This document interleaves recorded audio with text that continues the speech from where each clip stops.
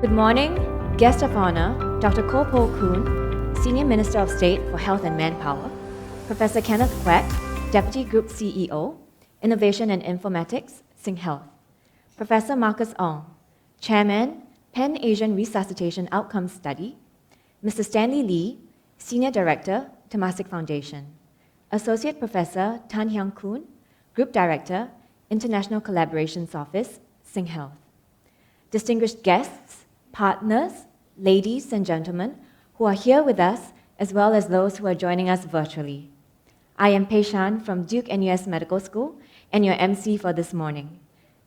Today we are gathered for the launch of the Temasek Foundation SingHealth Pre-Hospital Emergency Care Program in Southeast Asia, a program that will strengthen the pre-hospital emergency care capabilities and skills of our healthcare professionals and community leaders in our region. After the launch, we will also have another segment where we will learn more about pre-hospital emergency care systems and their significance in improving survival outcomes for medical emergencies, and the role that we, be it healthcare professionals or members of the community, can play in saving lives. To kickstart today's event, I'd like to invite Professor Marcus Ong, Chairman of PAROS, to give his welcome address. Prof. Ong, please.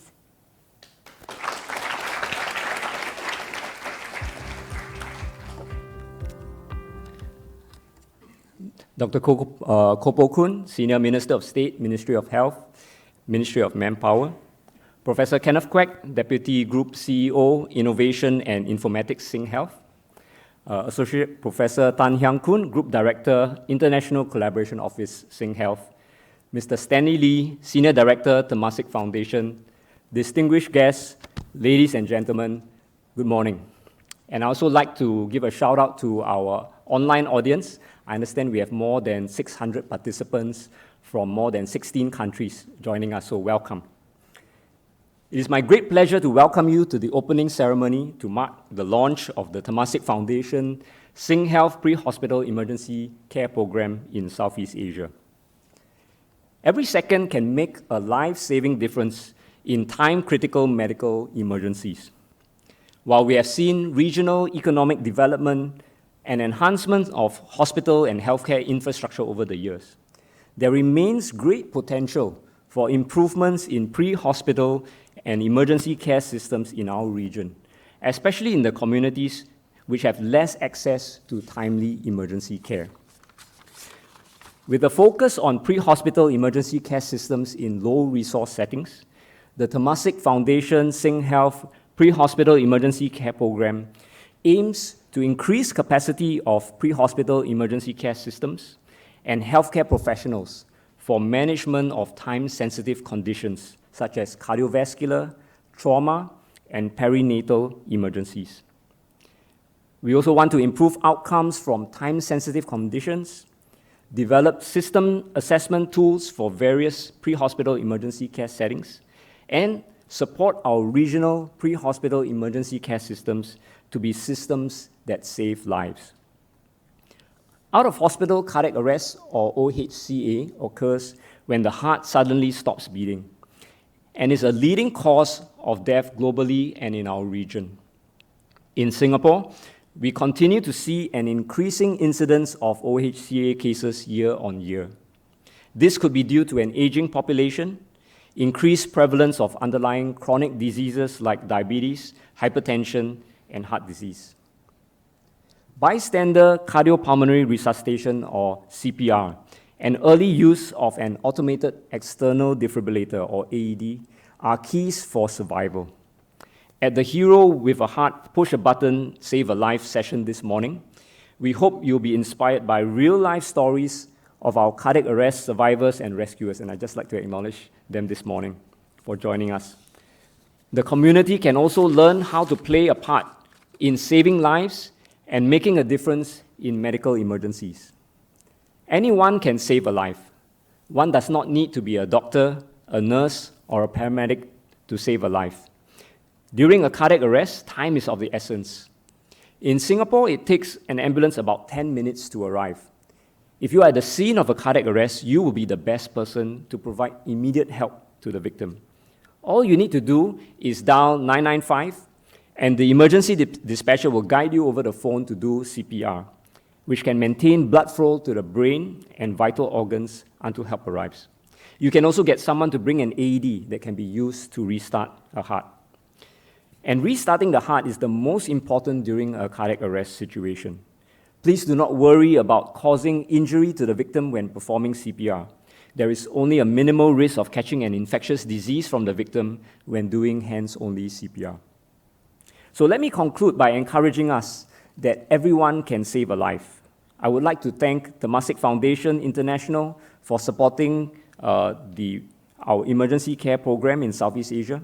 At the same time, I would like to convey my appreciation to our key partners for today's event, namely the Singapore Civil Defence Force, the Pre-Hospital and Emergency Research Center, Duke NUS Medical School, the Pan-Asian Resuscitation Outcome Study, the Asian Association for Emergency Medical Services, Singapore Heart Foundation, Singapore Red Cross, St. John's, and all of you out there that are helping save lives every day.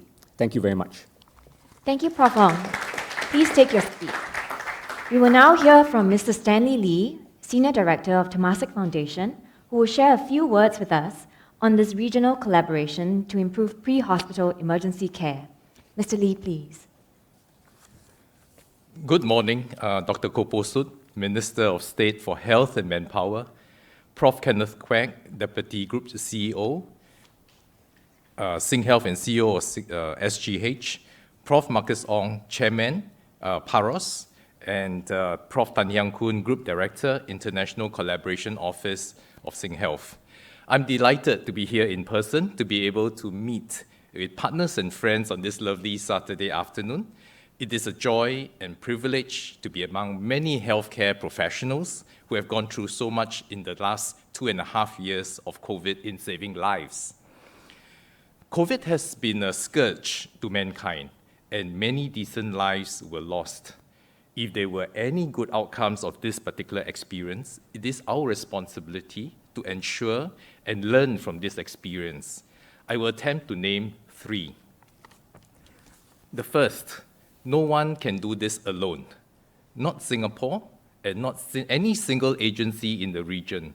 And the COVID saga is a clear signal to us that we can only be stronger walking alongside and building bridges through fostering friendships and mutual exchanges.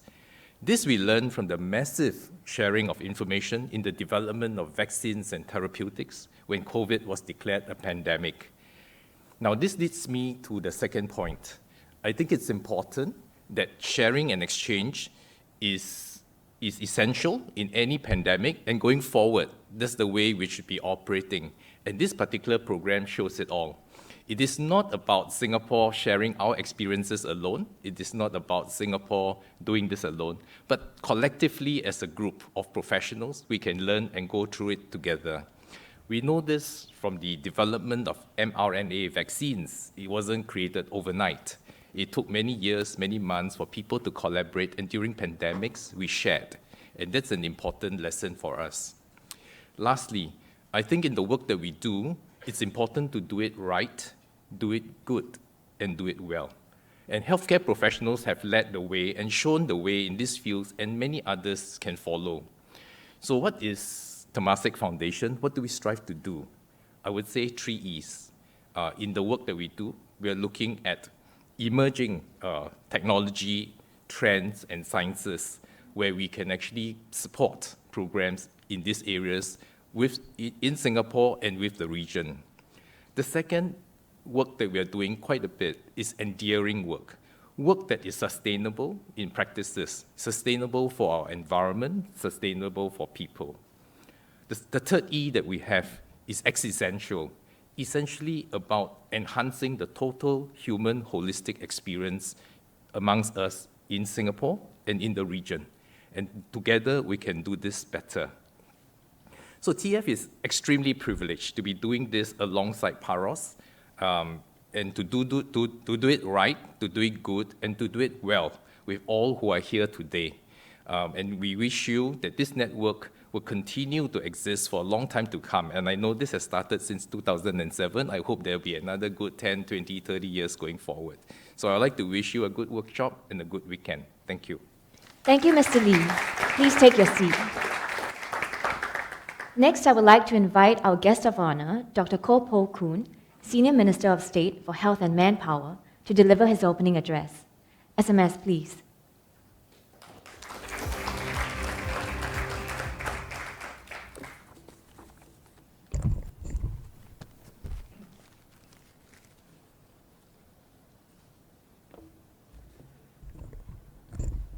Professor Kenneth Quek, Deputy Group CEO, Innovation and Informatics, SingHealth. Mr. Stanley Lee, Senior Director for Temasek Foundation.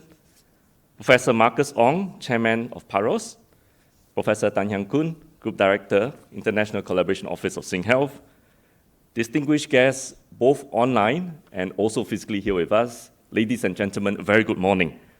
It's my pleasure to join you this morning at the official launch of the Temasek Foundation SingHealth Pre-Hospital Emergency Care Program in Southeast Asia, organized in collaboration with the Pan-Asian Resuscitation Outcome Study Group.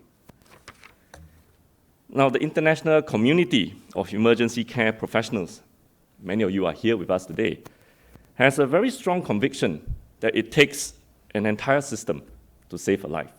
And that's the reason why we are gathered here today to do this together. An optimized system of care involves the community, first responders, dispatchers, ambulance crew, ambulance services, and finally also the emergency department. Each and everyone along this entire chain plays a crucial role. Together, they provide a critical sequence of rapid responses during medical emergencies such as stroke or cardiac arrest. And as you heard from Professor Marcus Ong earlier, every second counts in managing the outcomes.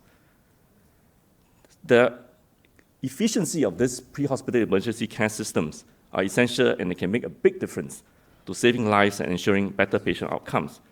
This is especially so since many such emergencies actually take place outside the hospital, in our homes, in our workplaces. The Ministry of Health therefore recognizes the importance of pre-hospital emergency care, and in 2014, MOH set up the Unit for Pre-Hospital Emergency Care, UPEC. This is a national unit to provide clinical oversight and operational support for PEC initiatives in Singapore. The Ministry of Home Affairs, MHA, and the Singapore Civil Defence Force, SCDF, are our key partners in Singapore's PEC system.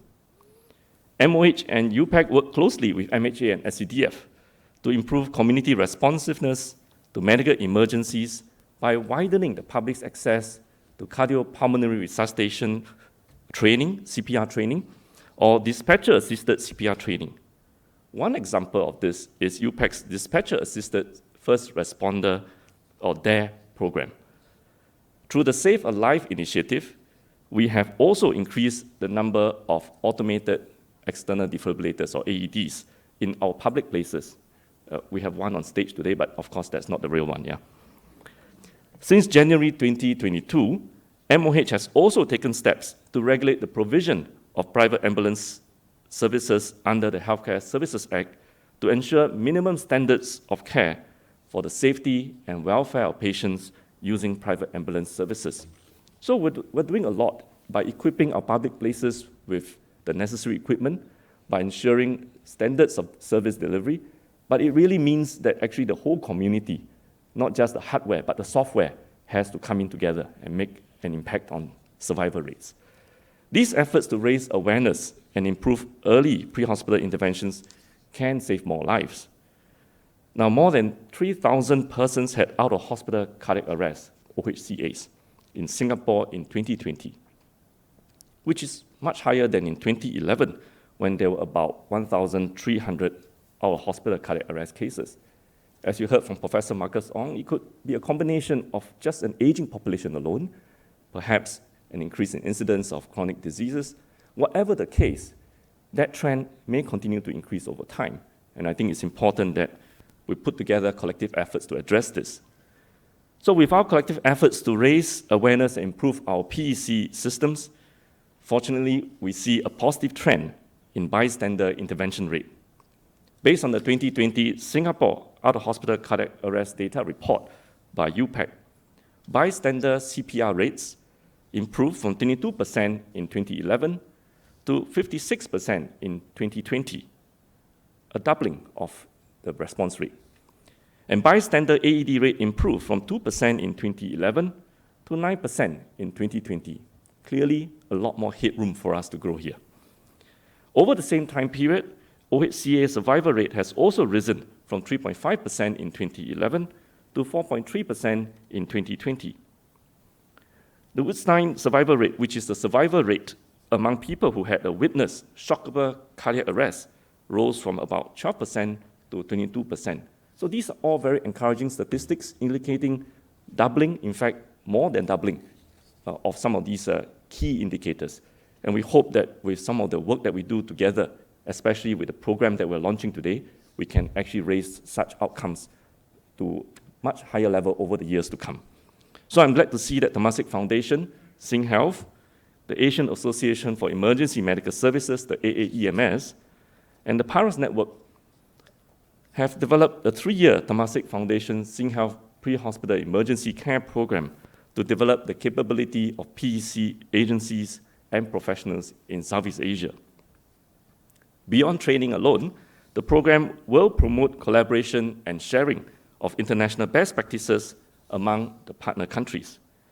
It also provides a platform for partner countries to develop joint initiatives to reduce mortality and morbidity, for research collaboration, and also share ideas to strengthen their respective PEC systems. Ultimately, these efforts will enhance the PEC research and emergency medical services capability within our region. Now, life-saving work is not limited to healthcare professionals only. In fact, as you heard earlier, the larger community plays an important part in the PEC system too. So I want to encourage everyone, if you have not done so, to attend CPR training or join the DARE training program and volunteer as a first responder. Remember, all of us are potential beneficiaries of a good PEC system, and all of us certainly can be a first responder. Later, you will hear from a cardiac arrest survivor, Mr. Raymond Balakrishnan Prabhakar, who will be sharing his survivor story about how his son, Mr. B.P. Jackson, who had no prior knowledge of CPR, worked with the emergency medical care services to save his life. A young volunteer first responder, Mr. Darrell Lee, will also share his experience of saving lives in the community. And to date, Darrell has responded to and assisted in about 10 situations that are of medical emergencies out in the community, making a big difference to many lives in his very own way. And I hope their stories will inspire many more of us, especially those who are online joining us today, to share this story with your circle of friends and to encourage them to also be a first responder and contribute to the PEC ecosystem wherever you are. So in closing, I'd like to congratulate Temasek Foundation, SingHealth, the AAEMS, and Paros Network on the launch of the pre-hospital emergency care program. I wish you and your partners every success in your journey of advancing pre-hospital emergency care in your own countries, in your region. Once again, I want to urge everyone to volunteer, to be a first responder, to get yourself trained if you've not done so, and to encourage those around you to do so. You can all play a vital part to save a life in your own ways. And I wish you all a successful and a very engaging meeting this weekend. Thank you very much. Thank you, SMS. Please remain on stage for our next segment, where we will launch the Temasek Foundation SingHealth Pre-Hospital Emergency Care Program in Southeast Asia. I would also like to invite the following leaders to join SMS on stage and to witness the launch of the program. Professor Kenneth Quek, Deputy GCEO, Innovation and Informatics, SingHealth. Mr. Stanley Lee, Senior Director, Temasek Foundation. Professor Marcus Ong, Chairman, Paros.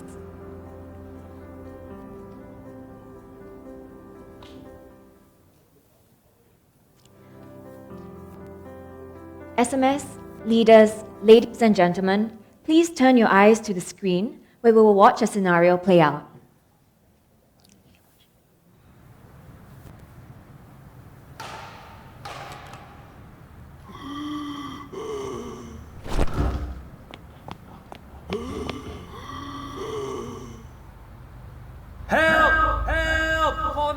get an AED!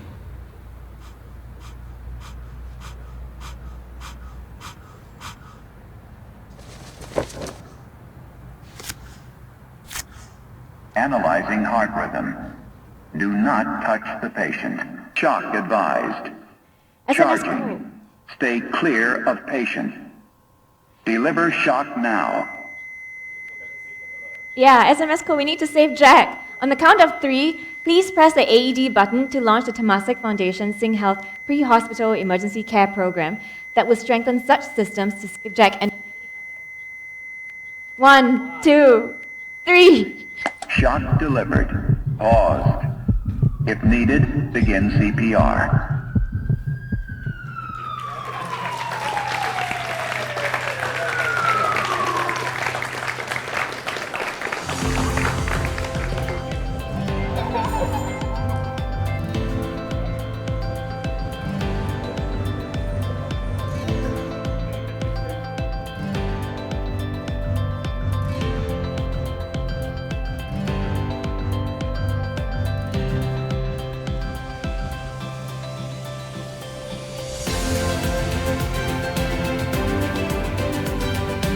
Congratulations on the launch of the Temasek Foundation Sing Health Pre-Hospital Emergency Care Program. Ladies and gentlemen, please put your hands together once again.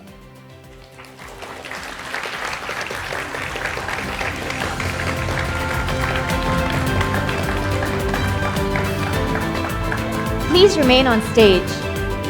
I would now like to invite the following leaders and representatives from our partner countries to join SMS Co and the leaders on stage for a group photo.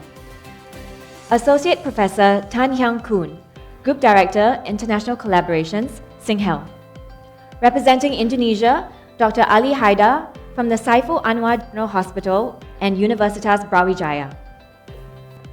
Representing Philippines, Dr. Bernadette Velasco from the Philippine College of Emergency Medicine and East Avenue Medical Center. Representing Malaysia, Dr. Sarah Karim from Hospital Sungai Buloh. Representing Thailand, Dr. Nathida Sumechotimeta from Rajaviti Hospital.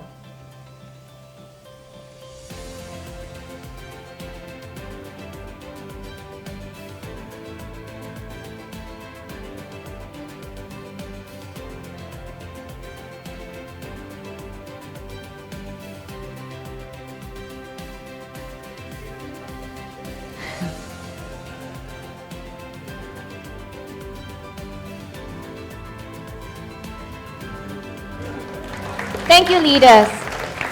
SMS and Professor Ong, may I please invite you to remain on stage while the rest may return to their seats.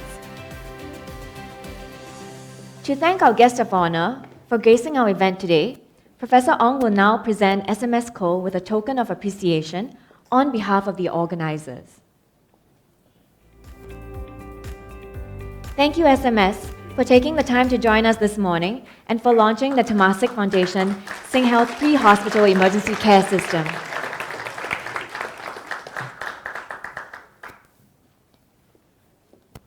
Thank you once again, SMS Co, for joining us today. Ladies and gentlemen, SMS will now be taking his leave while we continue with the rest of the program. Please remain seated for the next segment of this morning's events.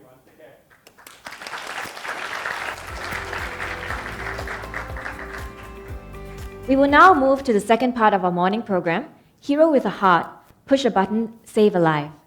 A reminder that everyone, including members of the public, whether medically trained or not, can make a significant difference in the lives of cardiac arrest patients with just the press of a button.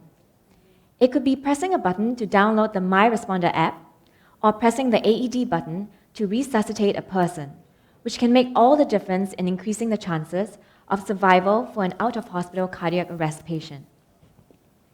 This message is at the core of our morning session, where we will hear from our cardiac arrest survivors and rescuers. We will also hear more about the volunteer first responder experience in Korea and Singapore, and about Singapore's new cardiac arrest survivor support group. Without further ado, may I now invite you to watch a short video featuring inspiring snippets of the lives of some of our cardiac arrest survivors and their rescuers. Out-of-hospital cardiac arrest occurs when the heart stops beating unexpectedly. The first 10 minutes can mean the difference between life and death. You can increase the chances of survival by providing early CPR and defibrillation to the victim. It takes a system to save a life.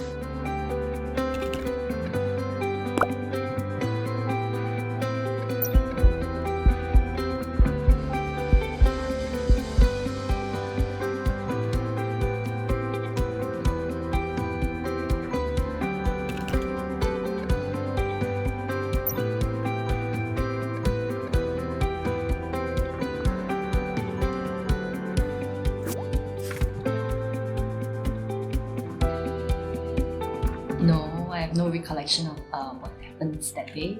Yeah, so from what I understand is that Angeline collapsed near the road and two of the dragon rowers had actually moved her from that position onto a footpath, and that's about then when I rode past and one of them waved at me. So that's when I stopped and went over. One of the guys started some CPR, just compression. That's when I rang my wife, who's a nurse, and said, you know, what should we do here? And she said, just concentrate on doing this. And two or three of us had a go. Then the ambulance arrived, or two ambulances actually. A lot of emotion going on that day. They felt panic, anxious, lost. They couldn't locate me on that day until afternoon. Now, after my second life, to tell myself to stay positive.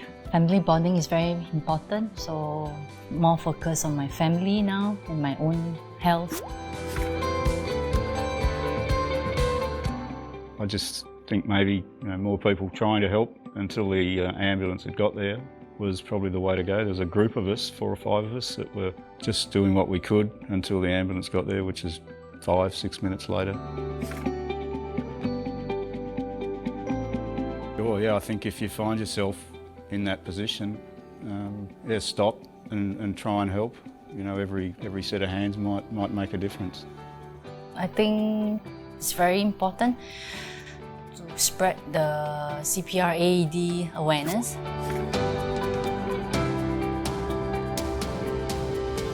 This is Brian and a group of guys. Without you, I don't think I can survive today.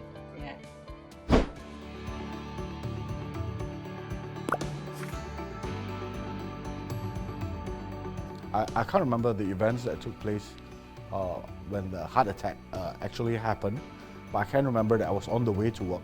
I was looking at a Starbucks coffee house.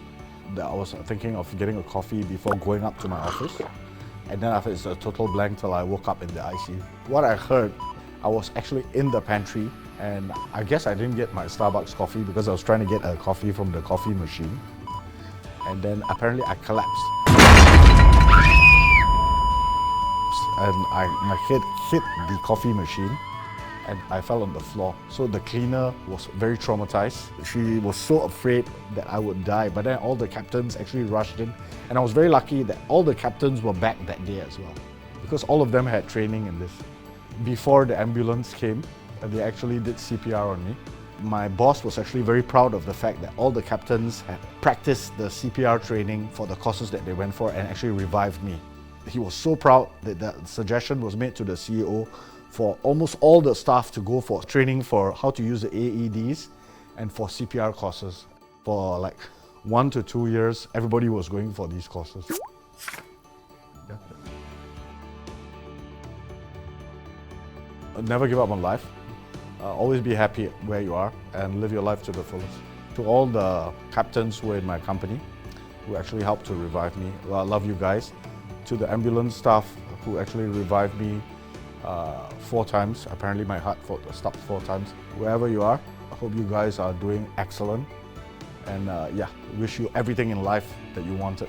All the good vibes, everything.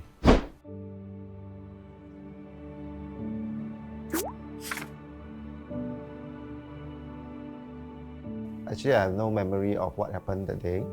So it's based on what my friend has told me. The day I went out with my friends for dinner, halfway through the dinner, I was complaining that I was quite breathless. Then shortly I passed out. So one of my friends happened to know CPR. So immediately he did CPR on me. while other friends called for ambulance.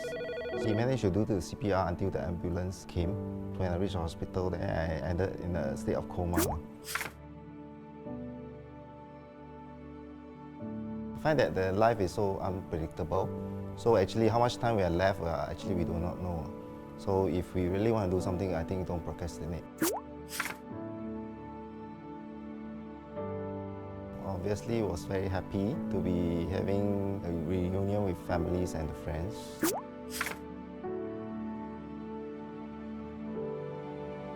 Learn CPR and don't be afraid to use an AED. Dare to save a heart.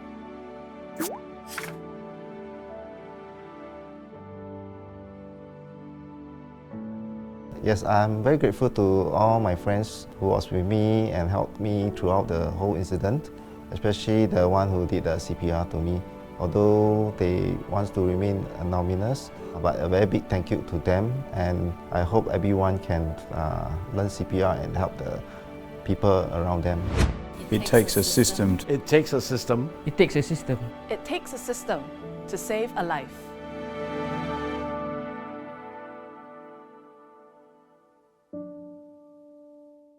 We are privileged to have with us today a father and son who will share with us their incredible story.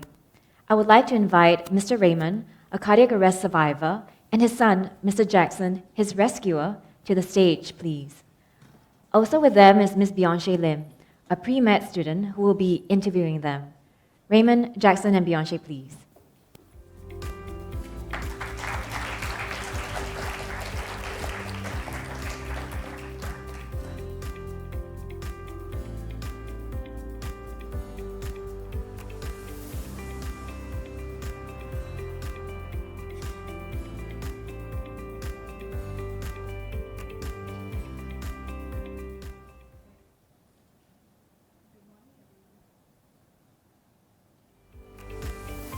Hi, good morning. Very good morning to everyone, and a very warm welcome to the EMS Public Forum. Yeah, so today we're very privileged to have with us today two very special guests, Mr. Raymond and Mr. Jackson, who are our cardiac arrest survivor and rescuer respectively. Yeah, so I'll first like to begin to introduce themselves first.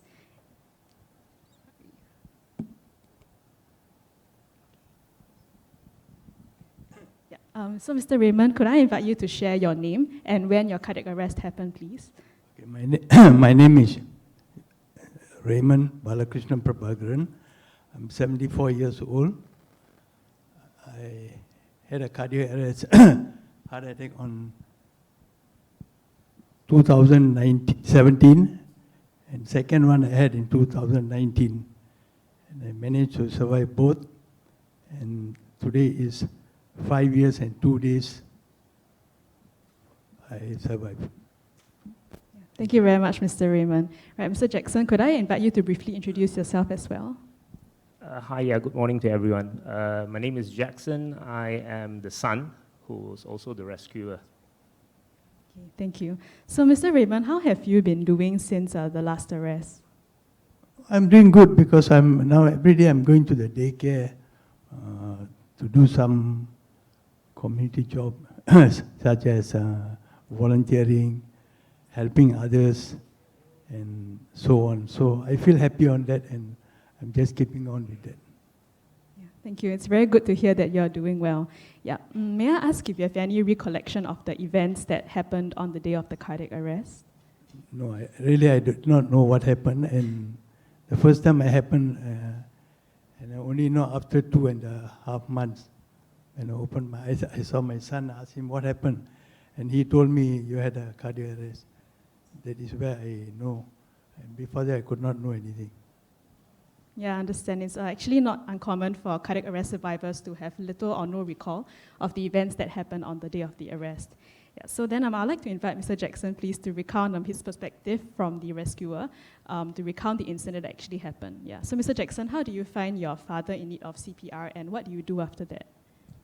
Okay, what happened was I got back from work that night about 11:30 and went to bed. And about 11:50, my wife woke me up and she said that your father collapsed outside. So I went by outside and I saw him on the floor. There's a pool of blood. Apparently, I think he fell and hit his teeth. So a tooth came out and he was full of blood. So I put my ear at his mouth, tried to see if there's any breathing. Didn't hear anything. I felt for his pulse. I didn't see anything. So I told my wife, I said, I think we should call the ambulance. So dialed 995, the dispatcher dispatched for an ambulance immediately because we told them what the situation was. Thereafter, they asked me, I said, do you know how to perform CPR? So I said, I've got no clue. I said, the only thing I know is I've watched on TV before. So that's the only knowledge I have. So they said, okay, he said, we'll guide you through. So the dispatcher was really very helpful. So they just told me, he said to do what, and then I start performing the CPR. So when I start performing, I said, no, there's nothing happening. So he said, probably you got to do it a bit more harder. I said, maybe you're doing it too light. So I said, okay. So when I start compressing, I heard a crack. And I was like, oops. So I said, I think I broke a rib cage or a bone or something. He said, don't worry, you're doing a good job. So I said, you sure? I said, yes. Keep doing the same thing, keep doing the compression, wait till the ambulance arrives. So I kept doing, and then the heartbeat came, it went off, it came, it went off. So this happened for a few times. So they said, you do a mouth-to-mouth resuscitation. He said, if it's okay with you, I said, all right. So I did that, and then heartbeat came back, and I continued with the heart compression. And this time, I went in a bit more harder, and it was stronger. So his heartbeat was a little bit more stronger. So we waited until the paramedics arrived. So thank you. So what happened after the paramedics arrived then? Okay, when the paramedics arrived, they asked what's happening. I mean, they were shocked with the amount of blood around. So one of the paramedics and myself, we continued performing the compression while the other paramedics were cleaning the whole area around because there's lots of blood, because they wanted to get the AED done. But in order for that to be done, the whole area needed to be dry and clear. So while my wife and the paramedics was clearing, one of the paramedics and myself continued with the CPR compression. So once that was done, they did with the AED. It's one of the easiest things you've ever seen around. I am shocked because it literally speaks to you. It tells you what to do after you apply. It's just up, down, and then it asks you to stay clear, and then it shocks you. And when it shocks you, surprise, he comes back alive. Yeah, so, and then from there, they bring him down to the ambulance and then brought him to the hospital. Thank you very much for sharing, Mr. Jackson. You did a really great job in recognizing the symptoms of the cardiac arrest early and also in calling 995 quickly. Yeah, so despite it being your first time, you also actually performed the 995 dispatcher-assisted CPR in a very high-quality fashion. Yeah, so really thank you for that. So at that point of time, do you have any thoughts or do you think of looking for the nearest AED? At that point, I recall that there weren't many AEDs around. I did see an AED, but some blocks away, not anywhere near my block. But since then, over the last 3 years, I see an AED at every one of the blocks. So I believe it's much more convenient now. If in case anything happens, there are AEDs at every block now. Yeah, that's right. So actually, there are actually about an AED for every 2 blocks island-wide now. Yep, and that's great because the AEDs are really important in restoring the normal heart rhythm in victims with sudden cardiac arrest. Yeah, so it must have been quite challenging to perform CPR for the first time, let alone on your father. Yeah, could you share with us some of the emotions that you felt during that encounter? To be very honest, it's really very stressful because firstly, I'm doing the CPR on my dad, so I don't even know if I'm doing it correctly. I've never done it before. I don't officially have training or guidance, so it's very, very stressful. And furthermore, I have got my knees operated on before, so I had to be on the knees and continuously doing it, and it's really very tiring. It's not as easy as it looks, but when the time requires, trust me, you'll be able to do it with no issues. Okay. Yes, I definitely hope so. Yeah. So despite the challenges, you really put through and you took action in the first 10 minutes of the cardiac arrest, which are really critical for the patient's recovery. Yeah. So do you have any plans to get certified, to perform CPR or AED in the future? Yeah, after this, I think, yeah, definitely. It's really important. I think it will be very useful at any point of time, yeah. Yeah, definitely. It's better to be prepared. Yeah. So thank you for sharing. I'll now turn the spotlight back to Mr. Raymond. Yeah, so Mr. Raymond, I understand after the arrest, actually you made a really wonderful recovery from being wheelchair-bound initially to using a walking frame and then a walking stick. Yeah, so could you share with us who or what has impacted you or supported you the most throughout this recovery journey? Yeah, I will definitely support them. Thanks to my son and all the volunteers and doctors and nurses who have given me all the privilege to do so from the hospice. Yeah, I would like everybody every house to have CPR, to do a cardiac. Everybody should know, at least one in the household. Thank you. Thank you. Yeah, so I understand that actually when you were in the hospital, the doctors and nurses actually called you Iron Man as well, because they said your will was as strong as iron. Yeah, so it's great. So do you have anything that you actually enjoy doing more, or that you treasure doing more after the arrest? I understand, for example, that you're actually volunteering 5 days a week at the hospice still. Yeah, I'm volunteering 5 days a week in the hospice, and only Saturday, Sundays I'm at home. So I'm very happy to go to the daycare and do the volunteer job as well as being over there. Thank you. Okay, it's very inspiring that you find purpose and joy in helping patients following your recovery.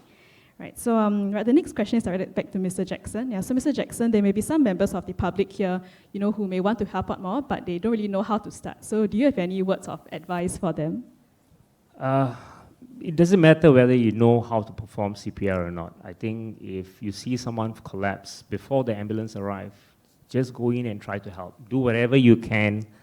Call 995. The dispatcher is really great. They will help you, and it's really crucial for you to be helping out in the first few minutes rather than wait for the ambulance to come, because 10 minutes could make a lot of difference to the person's life. So try to go in and just help as much as you can. So don't be afraid. Okay, thank you very much for these words of encouragement.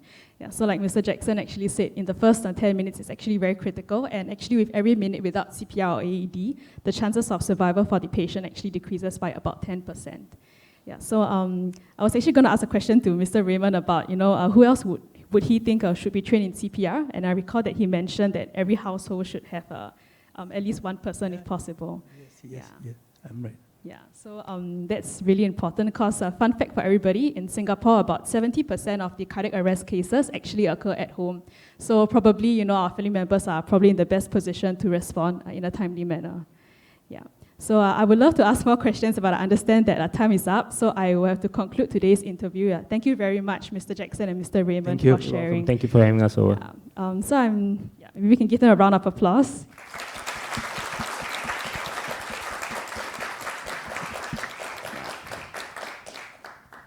Thank you. So I'm very pleased to announce that we'll now begin the live Q&A segment for about 5 minutes or so. Yeah, so I'd like to invite the live audience today to just raise your hand if you have a question, and then my colleagues will bring a mic over to you. And for those who are joining us over Zoom as well, please feel free to submit any questions in the chat. Thank you.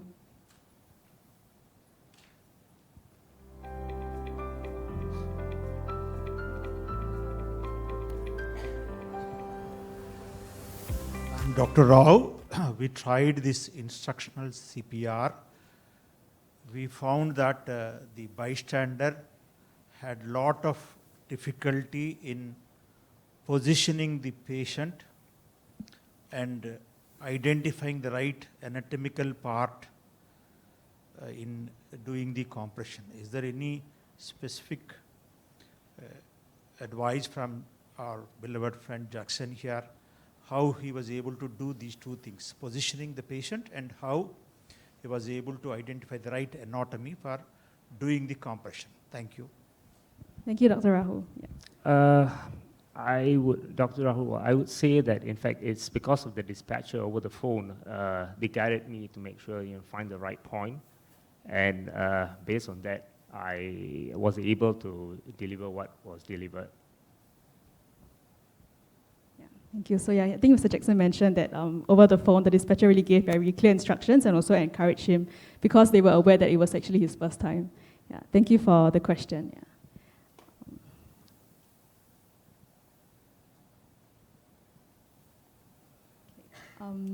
Right, so maybe while we wait for more questions to stream in, I can follow up with another question from myself.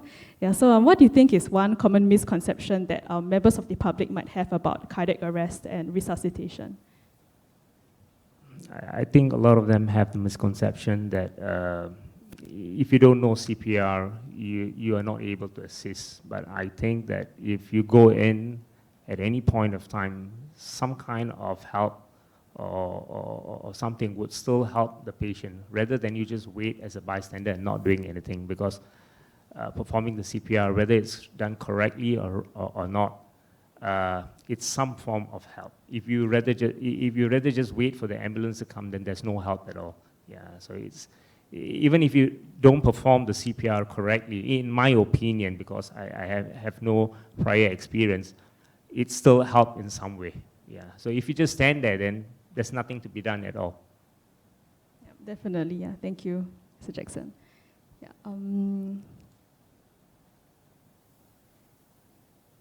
Right, so I think we have a question from the Zoom chat. If we were CPR certified previously, but it has expired, are there any legal implications to performing CPR on someone if it wasn't made known that there were more qualified individuals around?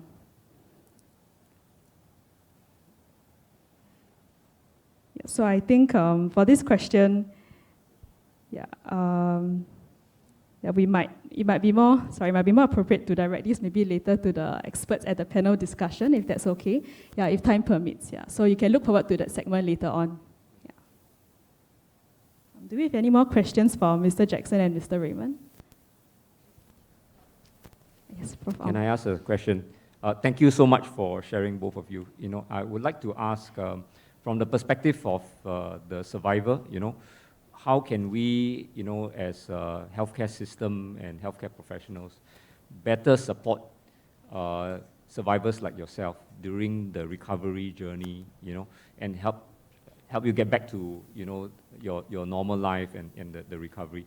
And to Jackson, you know, my question would be, a lot of the volunteers that have went to help in a resuscitation situation have told me that they struggle with doubts and even sense of guilt. You know, did I do the right thing? Did I cause harm? You know, so again, how can we better support you?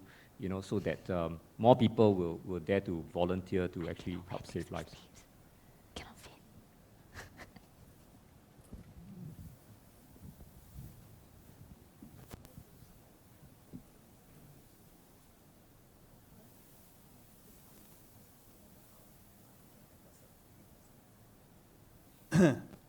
Well, I think as volunteers, you support, when you support the patients and the volunteers support us, I think we feel quite glad about that and happy, you see.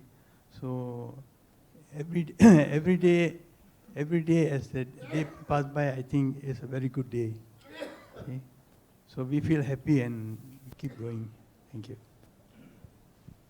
Prof. Marcus, regards to what you asked, I think that everyone would fear about this, because in my case, I have a success story, so which is why I'm here today and I can gladly share this thing.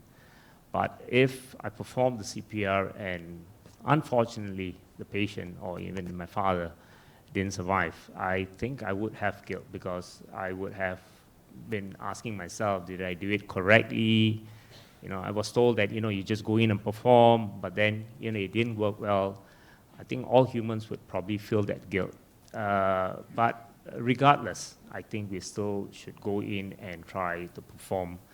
And from the hospital and so on, they should probably, or maybe they could probably, you know, do some counseling to let them know that you did your best, but it just wasn't meant to be, because there is no guarantee. You know, we perform the CPR or you use the AED that the patient will survive. God knows, yeah, God knows. So he's here sitting 5 years, 2 days later with a success story, but the many who are not here, many could be here because no one performed or even tried. So, yeah, we should just try, yeah. Thank you very much. So I understand we have to conclude this Q&A session now, unfortunately. Right, so thank you all for the questions, and thank you very much, Mr. Jackson and Mr. Raymond, for sharing. Yeah, it's been a great pleasure to have you here with us today, and we wish you, that you continue to stay healthy and safe. Yeah, thank you. Thank you. Thank you. Thank you once again, Raymond, Jackson, and Beyonce.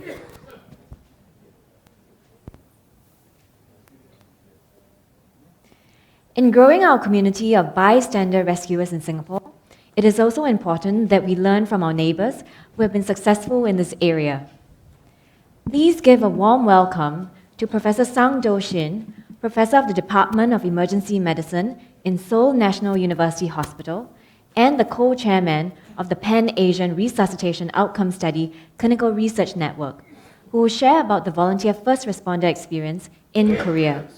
Professor Shin, please.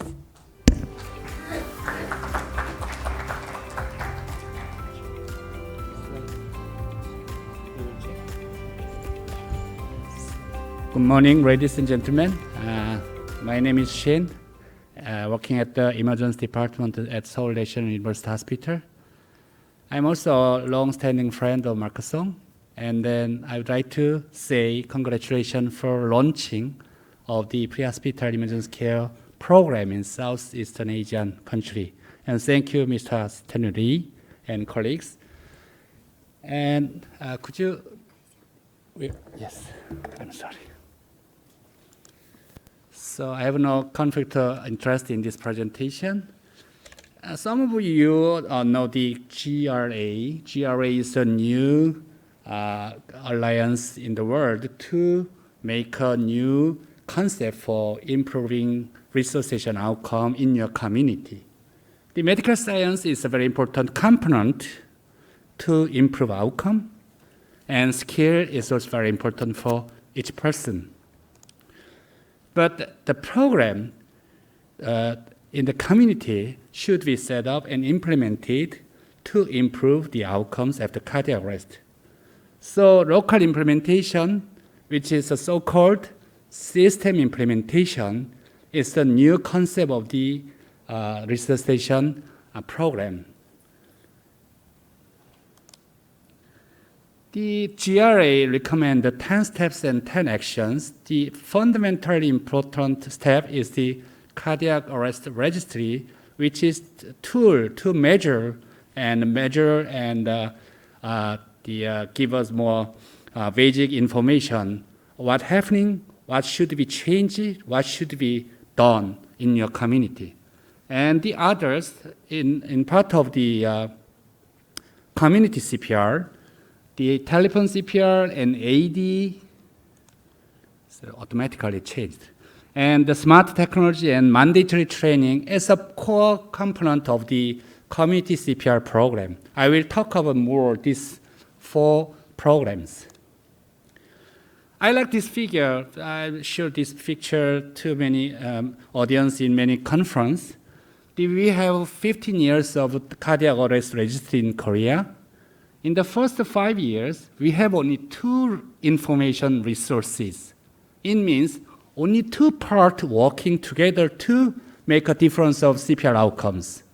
One is the EMS run sheet, which means just ambulance service provider make information, and we can get the data to measure CPR outcome. And the other is hospital medical information, which is the emergency department, sometimes critical care unit information can be used for the cardiac arrest registry. But in the next 5 years, we have more different information resources. Dispatcher registry and the EMS CPR registry.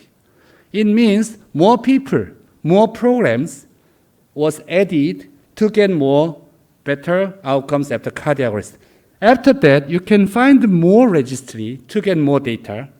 For example, 2-tier response registry and professional recording registry. What's happening though for the rest of 15 years? More and more people try to get together to change the system to put the new programs to make a change of the OHCA outcomes. So we found the national implementation of this kind of CPR programs can make a difference. But this picture shows that how is our program for community CPR program was started. As you know, we have started the registry in 2008, but most of CPR programs are started in 2015 as a pilot. But this CPR program was started earlier in 2011, and then first responder CPR program, and followed by Good Samaritan law and mandatory school CPR programs, step by step, implemented in the country. I'd like to talk more about the community CPR program, which is the first responder system. Everybody knows the CPR should be done with the very strongly tighted chain from the community, EMS, and hospital. Bystander CPR can make a difference, better outcomes, 1.5% by dispatcher CPR, and 2.5 times by the trained bystander CPR. But we found and were shocked to know the awareness time is very important to start CPR. Awareness time is the time from call for ambulance, from collapse to call for ambulance. It's a very important time. This is the data from Korea, and then we analyze the data from 2012 to 2017. The awareness time interval was very significantly associated with the outcomes. The 1 minute delay of ATI is associated with 8% of decrease in survival with good brain recovery. This is very important for the layperson or the bystander. So we got some inspiration from this data, and then we look at the data. Almost cases OHC occurs in homes rather than public places more and more, but the cases showed a very poor outcome compared with the public places. We can see the possible causes and reasons. For example, the families, usually lady or elderly female or relatives, they usually get more fear, more likely to be upset, and then not easy to start CPR for their family. So this kind of emotional and social setting make a difference for the outcomes in terms of awareness time and do the action of CPR. But we started dispatcher CPR to provide help. We found the dispatcher assisted CPR rates very significantly improved in home and public place, but good CPC was not equally improved. Home place is not improved dramatically. So we started to make a more different training program, DA-BLS, which is a traditional BLS training module plus a new DA-CPR module. The chest compression, AD operation, ventilation plus dispatcher CPR process should be added for their training program. And training sessions are targeting for more home bystanders. This is a picture for the video clip. And then we selected the 5 counties in Seoul, which is 400 to 600,000 people residents there. We recruit the home bystanders and give them more training for the DA-BLS program. But we found that this public AED is not used for the, even though we deployed many AED in Seoul, but less than 5% of cases use the public AED, and only less than 1% of patients receive the defibrillation by the bystanders. So we think more together from the event and CPR training and public AED should be get together at the same time, simultaneously, immediately after the call for ambulance services. So we developed NED CPR program, which is this trainee and the AED provider should be get together at the same time immediately after call for ambulance services. So dispatch center get all information and give a dispatch CPR and simultaneously together activate the CPR trainee and then activate the AED providers. This is a picture of the CPR trainee supporters. This is the AED deployment in Seoul Metropolitan. And then this is a short message, text message to activate two persons. One is a CPR trainee, the other is a AED managers. The result was good. Yeah, I will finish. So the pre-intervention and post-intervention period were compared from this kind of new implementation program. And then we found 1.8 times of the bystander CPR increase, and the good CPC also increased 2.6 times. I have many mentors in domestic, and I have many mentors in abroad, like Marcosong, Tanaka. And this is great time to get idea. We can get more wide system, more components should be together to make survival difference from this great conference. Thank you very much. Thank you, Prof. Shin, for your valuable insights into Korea's first responder community. You may return to your seat. We would like to invite Dr. Ng Yi-ing, Chief Medical Officer of the Home Team at the Ministry of Home Affairs and Senior Consultant at the Emergency Medicine Tan Tock Seng Hospital Department in Singapore, to share more about the My Responder app and how it has become a simple way to help save lives. Dr. Ng, please. Thank you. Hi, good morning everyone for coming on a Saturday. My talk is called, have you heard of the My Responder app? So we're going to jump right into it. I know time is fairly tight for this. I think you've heard quite a few times from various people that CPR and AED is really important. And I think Shin actually probably had a better slide showing this, that actually lay rescuers form a huge part of the system, you know, from identifying cardiac arrest, calling for help, starting CPR, and even getting an AED.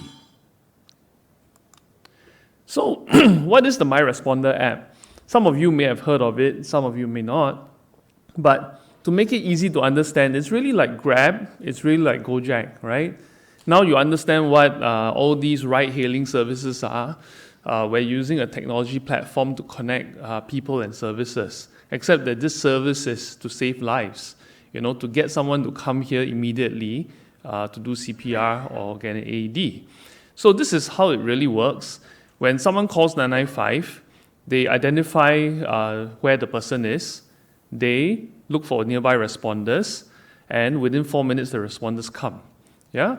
Then when the responders come, they do CPR, they bridge this gap before the ambulance arrives and before the SCDF fire bikers come.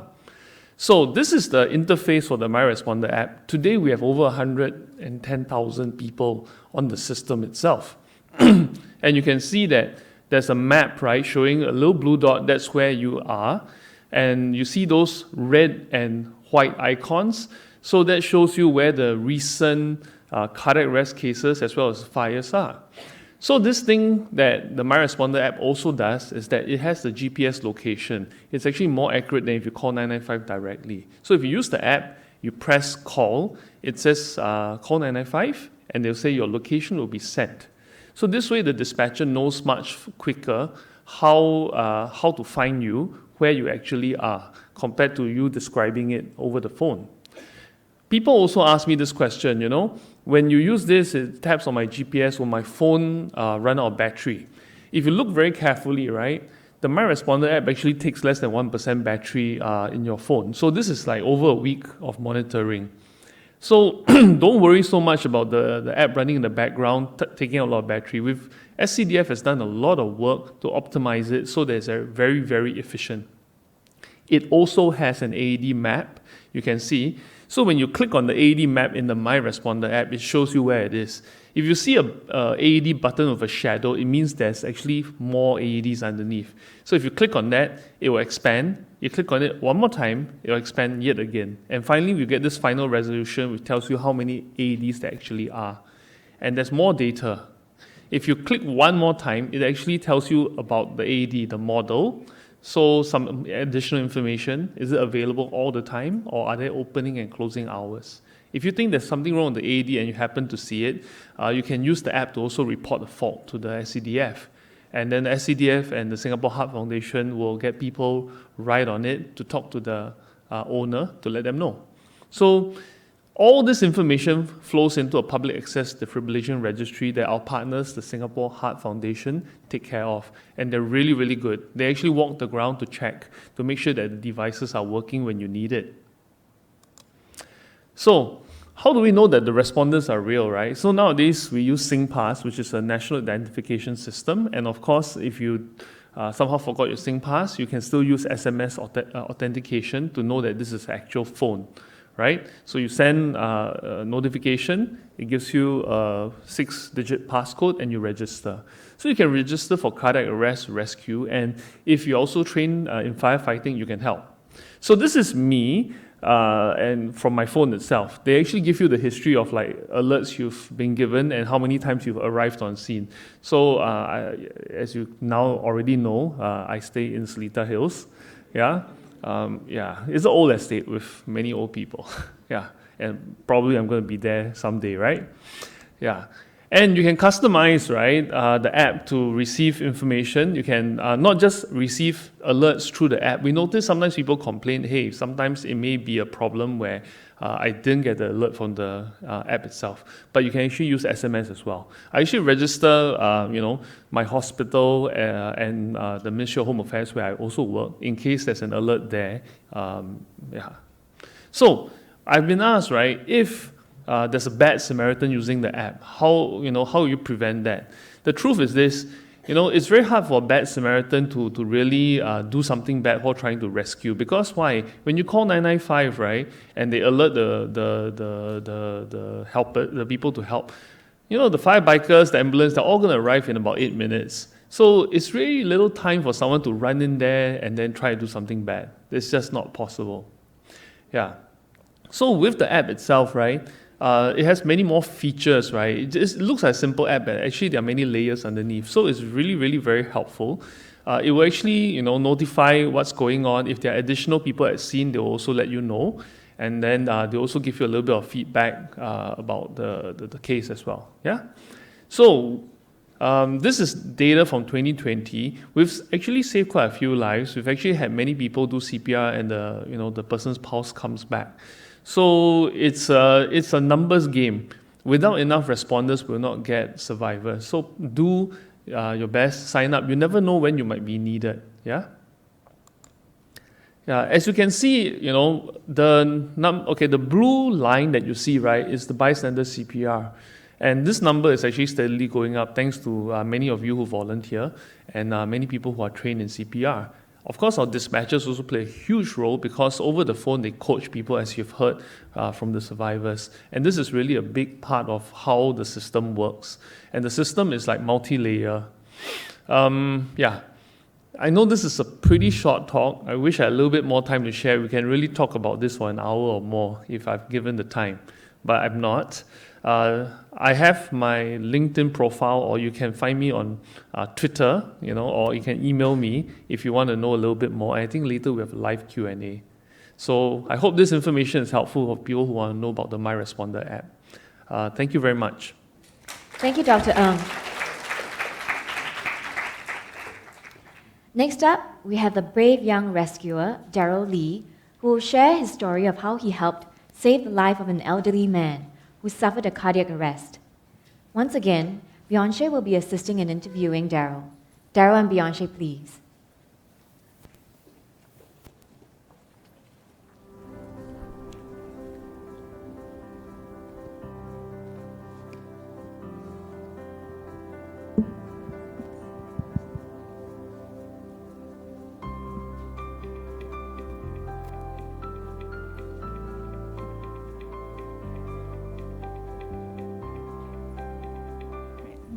Hi, Mr. Darrow. Thank you very much for joining us today.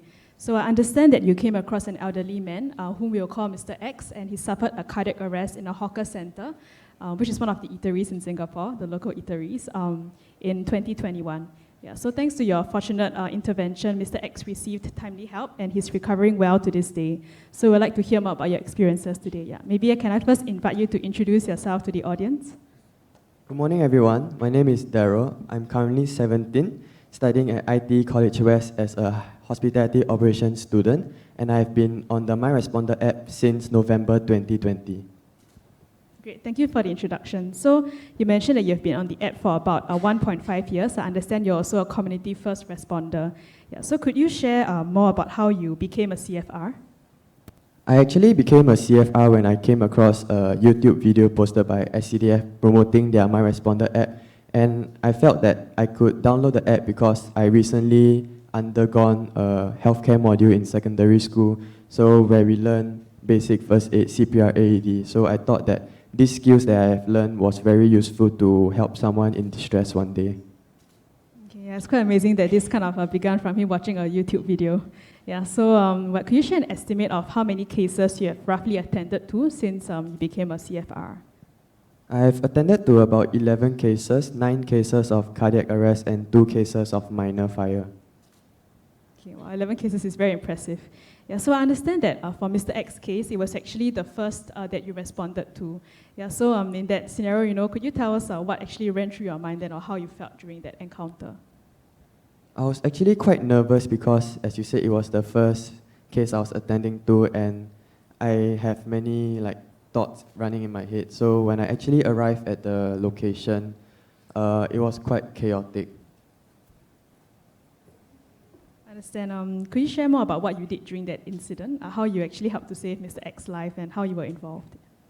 So it happened in July 2021 around 11+ a.m. So I actually just woke up and I received an alert. So I ran to the location. When I arrived, there was a few CFRs as well as Dr. Bernard Chong and his clinic assistant from a nearby clinic already commencing CPR and AED as well as oxygen therapy. So when I arrived, I offered to help Dr. Bernard Chong's clinic assistant to bag the patient for about 5 minutes. Until then, I heard the arrival of SCDF, so I went to the car park to assist the paramedics to go to the location faster. Thank you, Daryl. Yeah, so it sounds like it was quite a chaotic scene back then, and you were actually involved in many areas of the response, from helping to bag the patient and deliver oxygen to helping to direct the ambulance to the correct location. Yeah, so as it was the first time doing it, were there any difficult emotions that you experienced? And if so, how did you cope with them and try to focus on what you had to do? There were actually slight negativity running through my head because it was the first time I was attending to a cardiac arrest case, and also I wasn't very certain whether I was not confident to conduct CPR on the actual person because I was afraid that I might actually do more harm than good to the patient. Therefore, I only assisted in bagging the patient. And I think you did a really great job in responding timely and also in remaining calm. Yeah, so could you share then more about some of the other memorable cases that you have attended to so far? Today I'll be sharing 2 memorable cases, one naming where I did CPR on an actual person for the first time as well as conducting CPR for 10 minutes. So for the first time I actually did CPR on an actual person was in early December last year.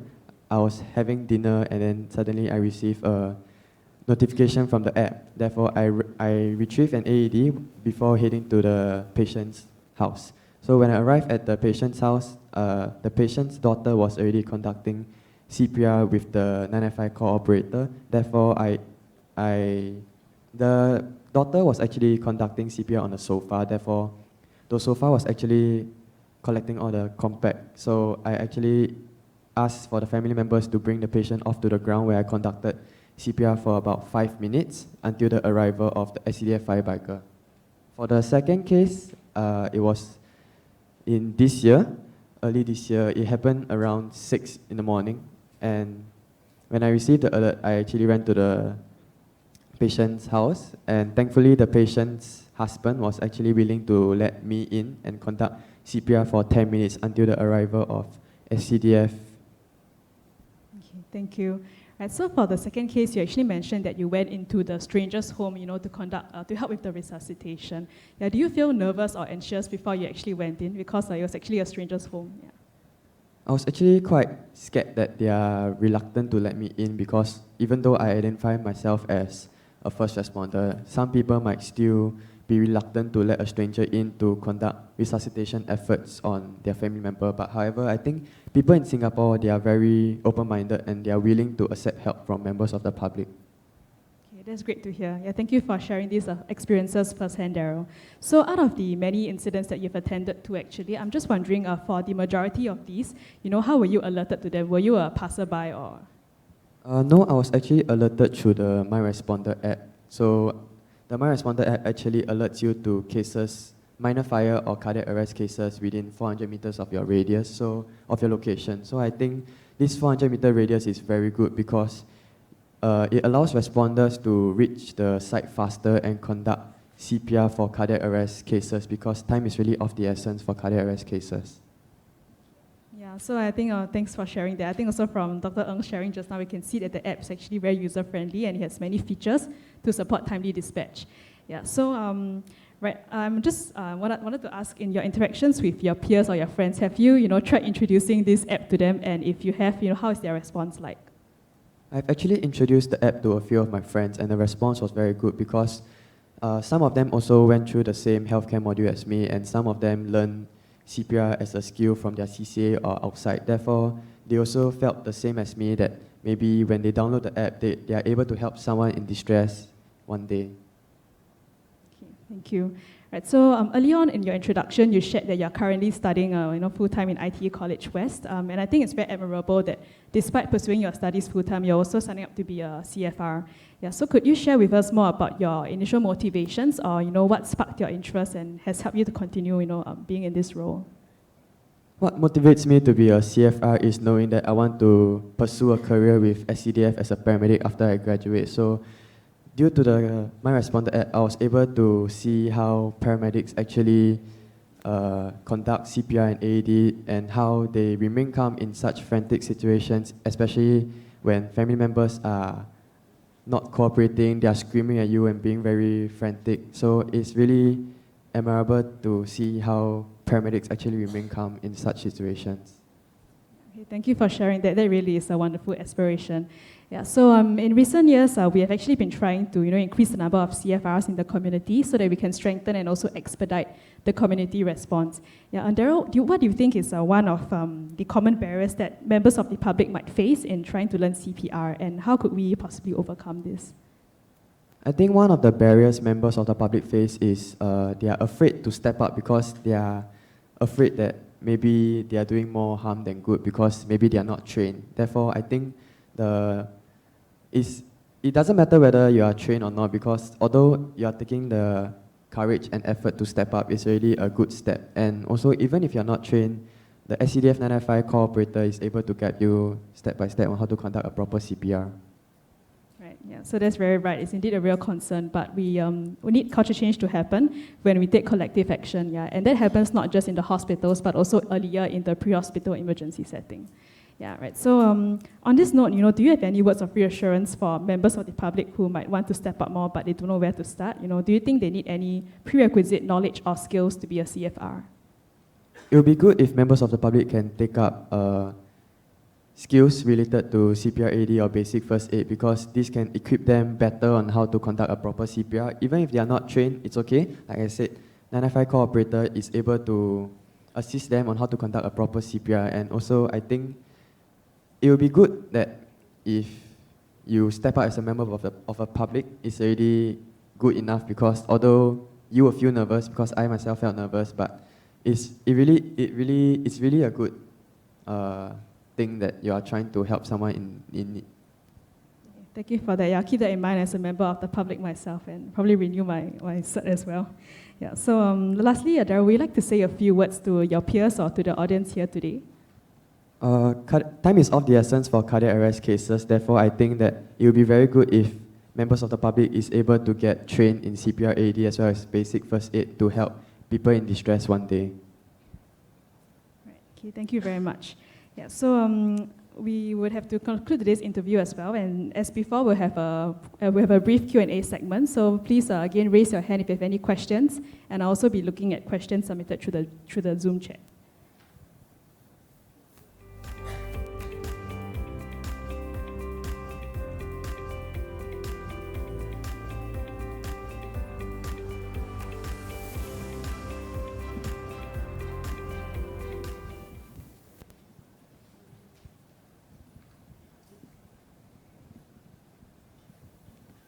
Hello. Okay, so I'm also a CFR, almost at the same age as you actually, but so I have a question. Since you're also hesitant, you're scared that the family will be reluctant to let you in, right?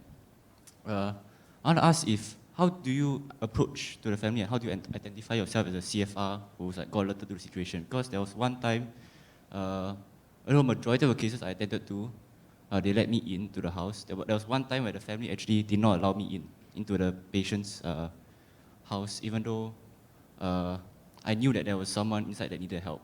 And so I actually couldn't help the patient at all because I was not granted access inside. So I'm wondering, how do you approach to that thing?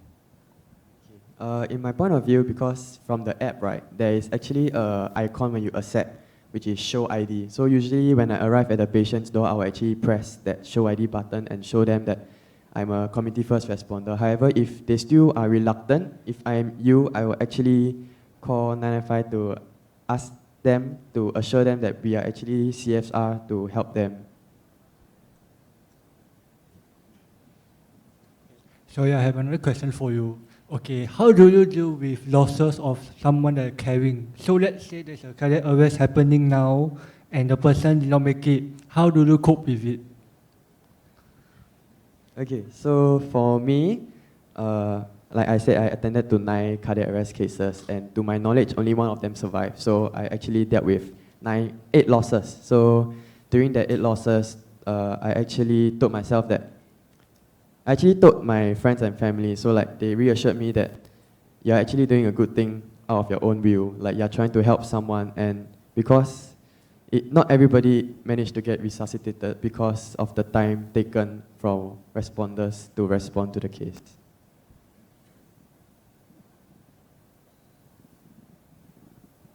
Thank you, Daryl, for sharing your experiences, and thank you for the questions as well from the audience. I think we maybe have time for just one more question. I have one from the Zoom chat. As a bystander, do you have any suggestions to CPR trainers on how they can improve their ways of teaching or their approach so as to get more people to learn and perform CPR?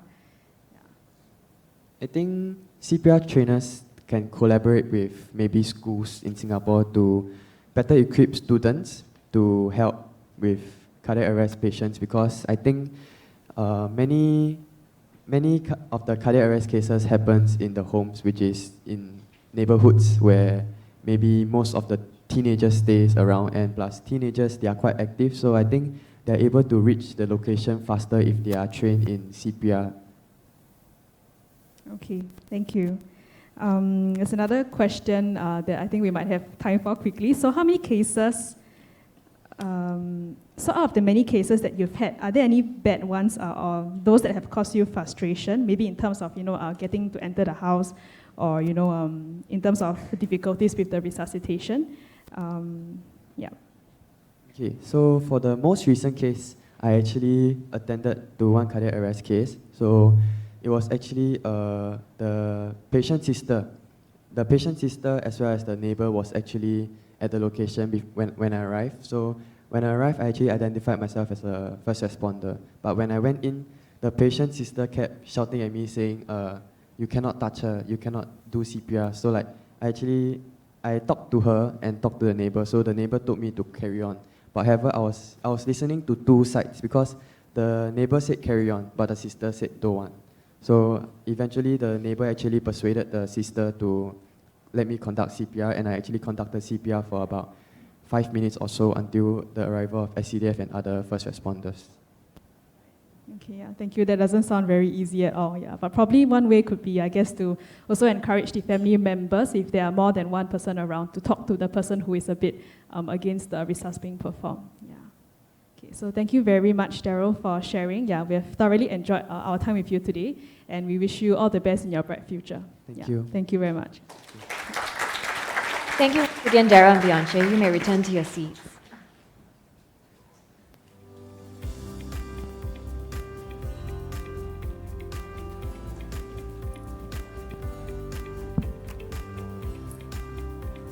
For cardiac arrest survivors, the near-death experience can be life-changing.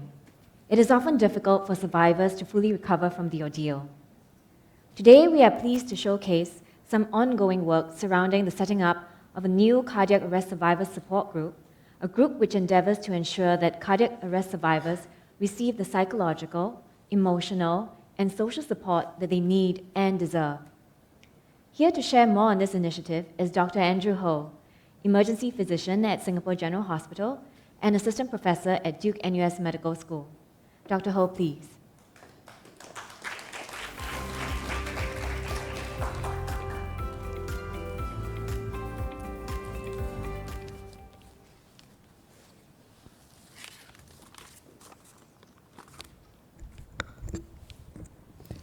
Ladies and gentlemen, what a wonderful occasion it is as we celebrate so many successes. This is a great time for us to also talk about what happens after cardiac arrest. And I thank the organizations, the organizers today for this opportunity to be able to share on some of the ongoing work we have with the Singapore Heart Foundation on this cardiac arrest support group, which we call the Survivors Club. So why the need for a Survivors Club? For the first time in Singapore's history, cardiac arrest is now a survivable condition. In fact, compared to 10 years ago, a cardiac arrest victim is twice as likely to survive and be discharged from the hospital alive. This is a terrific achievement that didn't come easy, that we as a community should be very proud of, because it is made possible only by our willingness to care for our neighbors in their time of greatest need. Now, however, with increasing number of survivors every year, we have created a new problem. Fortunately, this problem that we have created is a good problem. As more cardiac arrest victims survive, we are now in an unprecedented situation because we are now living amongst a growing group of survivors who share the experience of having survived cardiac arrest. These 200 to 300 survivors that get discharged from the hospital alive every year are enough to fill up an A300 aeroplane. The new challenge becomes, how do we get them back on their feet? Indeed, what kind of journey awaits them as they recover in the years ahead of them? While a few are fortunate enough to survive with little to no disability, many continue to struggle with the lingering effects of the cardiac arrest. We cannot take for granted that a survivor, having been through the near-death experience, can automatically go back to their previous lives. It is very rewarding to hear stories of our patients being able to go back to their previous roles in society, be it loving spouses, caring parents, productive employees, valued members of the community. But for every patient who is this fortunate, there are patients on the other end of the spectrum. A small number remain fully dependent for their basic needs, as simple as feeding themselves. And most of the others lie somewhere along this spectrum. It has been said that cardiac arrest survivors experience similar issues as those faced by stroke survivors. During a cardiac arrest, the brain is cut off from its blood supply, and during this period, there can be devastating injury to the body, causing long-term health problems. These problems can include changes in memory and behavior, psychological illnesses like depression, anxiety, PTSD, heart failure, impairments to not only their physical functions, but also to their speech, hearing, and vision.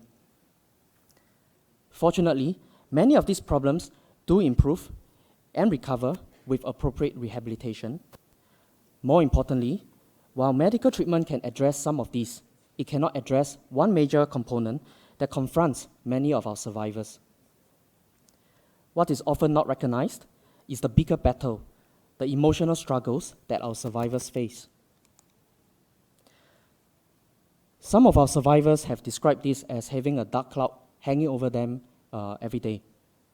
Many survivors long for a community of survivors, a community of persons just like themselves, someone who understands, someone who can relate, perhaps a group that can share, can talk, and listen, where it is a safe space for them to ventilate about their struggles and celebrate their successes together. For survivors who have successfully navigated these challenges, this community becomes a way for them to help and inspire others. So we need to have a comprehensive understanding of what it means for our survivors to survive successfully. That is, to be able to accept what has happened, regain the confidence to try things again, have the courage to live with the new disabilities that they may have, and to rebuild a life that is once again filled with meaning and purpose.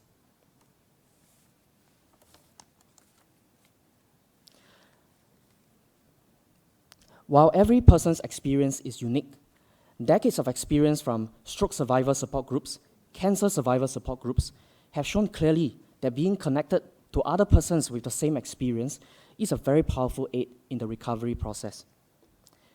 And that is the reason why Survivors Club came about.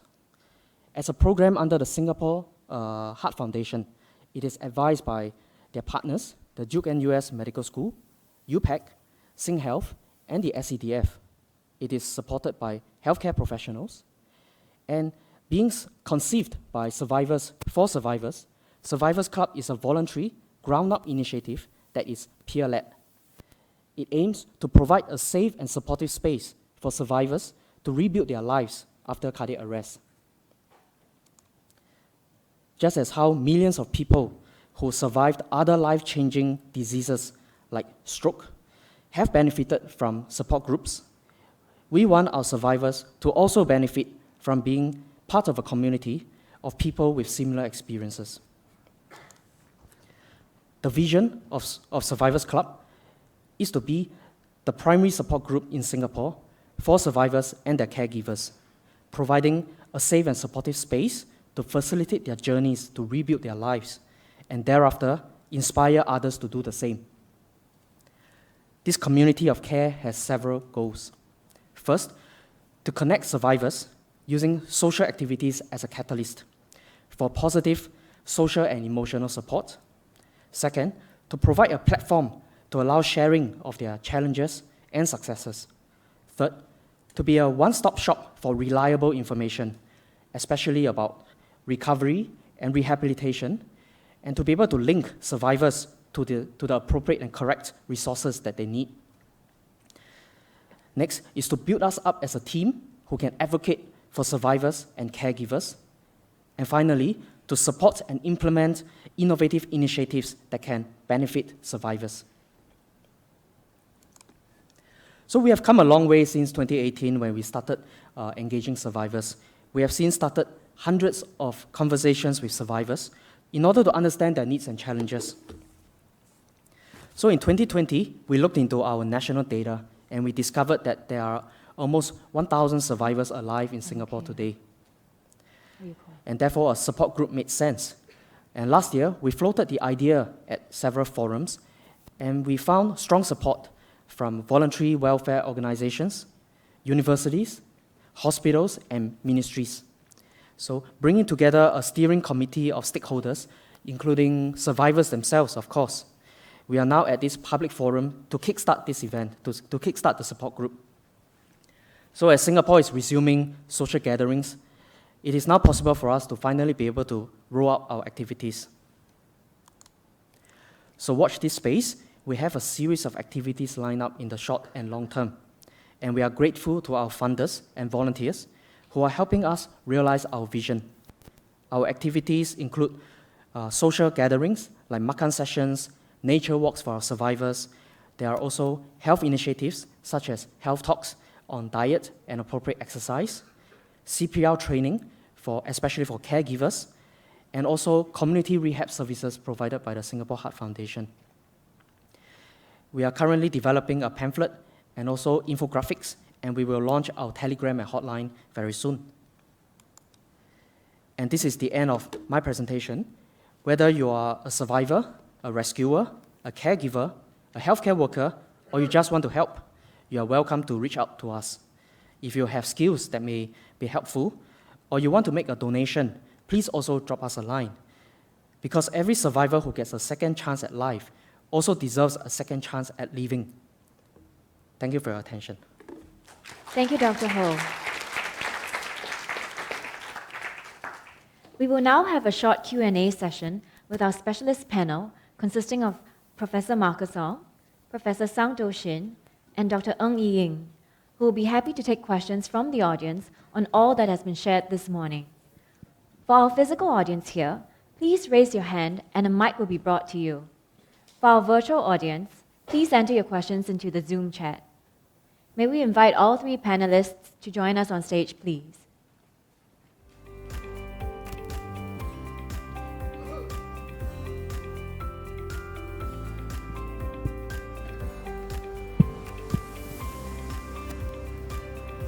So perhaps I'll get the ball rolling with the first question. This is for Professor Ong and Professor Shin. How has the pandemic affected cardiac arrest care in Singapore and Korea? Yep, thanks, Peishan, for that question. And we would like to take this opportunity to share with you some excerpts from our latest Singapore cardiac arrest report. So if I could get the infographic up, please.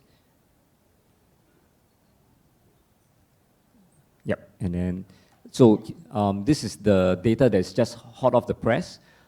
You can see on the top left that we have been having increasing numbers of cardiac arrest victims every year, in fact, for the last 20 years. And this was no change. I mean, you know, the trend continues in 2020. You can see it's about a 10% increase, and we had 3,432 cardiac arrest cases in 2020. And I think a lot of this is being driven by, for example, the aging population. You can see that on the second graph in the middle, a lot of this is being driven by those who are aged 65 and above, while for those aged below 65, the rate actually remains quite stable. Now, what has been very encouraging is that our survival rates have been increasing year on year over the last 20 years. I remember when I first started collecting national cardiac arrest data in 2001, we only had 20 survivors for the whole Singapore, meaning a 2% kind of survival rate.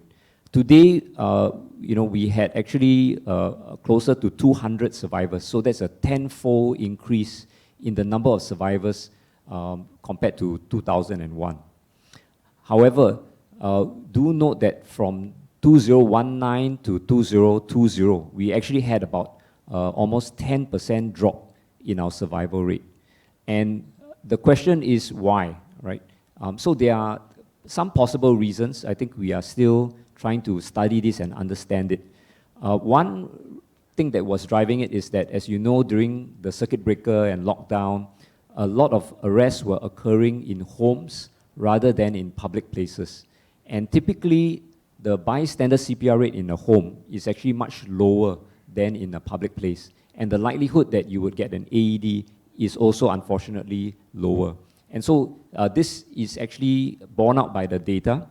And even when there are family members at home, and there's someone in the family that witnesses a cardiac arrest, somehow the bystander CPR rate and even the telephone CPR rate is lower than what would happen in a public place. So I think we need a bit more research to understand this. Perhaps family members, maybe the prevalence of CPR training among them might be lower, or we have more elderly couples that are living alone, you know, so the elderly spouse might be hesitant to start CPR, or family members might be afraid of harming the victim, you know. So this is one of the possible reasons. The other reason is that, you know, we anecdotally do have some stories that members of the public might be more concerned about the risk of catching infectious disease or COVID, you know, if they go and perform CPR. And again, I think we need to do some public education to say that, you know, we are now encouraging hands-only compression, and the risk of actually catching COVID from the patient is actually quite low. And finally, we actually had to suspend the My Responder program for a short period during the pandemic. And that may have accounted for a lower kind of bystander response rate. Now, continuing on the data, you can see that a much higher proportion of men actually get cardiac arrest compared to women. And again, you know, this is related to underlying risk factors for heart disease. So if you are male, actually there's a 2 times higher risk of cardiac arrest. I think the important slide is the one that is below in the middle, which is our bystander CPR and our bystander AED rates. So again, the good thing is we have been having increasing bystander CPR rates over the last 10 years. However, if you look at pre-pandemic, the bystander CPR rate was actually above 60%. But during the pandemic, we have actually gone down to 56%, so about 4 to 5% decrease. And likewise, we were at 10% AED use rate before the pandemic, and now it's dropped below 10% to about 8%. So these are things that I think have been impacted by the pandemic. It has translated to a reduced rate of return of spontaneous circulation, meaning successfully being able to restart the heart. And even in terms of the number of survivors, there has been a drop, as you can see. So, my conclusion is that, there is work to be done. Now that we are coming to the tail end of the pandemic, we are starting to talk about new normal and, exiting, the pandemic. We need to get back to basics, get back to encouraging people to do bystander CPR, and encouraging them to use the AED, and begin to sort of address some of the underlying issues. And keep in mind that today, more than ever before, we have good quality survivors. I think Andrew did an excellent presentation, and you can see below that 7 out of 10 of our survivors actually will recover with intact neurological function. In other words, they will be able to go back to the life that they had before, and possibly even go back to work, and be with some rehabilitation and support, they can go back to their normal kind of status. So much more work to be done. Dr. Shin, how's your experience been in Korea? Please show me my presentation file for discussion. I think it will be uploaded in the afternoon session. I will use the part of the presentation. Yes.